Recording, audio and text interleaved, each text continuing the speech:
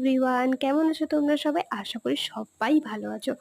তো বারবার আমি হাতটা এই কারণেই দেখাচ্ছি, কারণ রিসেন্টলি আমি একটা নেল পলিশ কিনেছি যার কালারটা এতটাই সুন্দর ছিল, তাই তোমাদের সঙ্গে শেয়ার করলাম। সবসময় কিন্তু এমনটা নয় যে আমি ব্র্যান্ডেড নেল পলিশ ইউজ করি, কখনো কখনো নন ব্র্যান্ডেড নেল পলিশও ইউজ করি।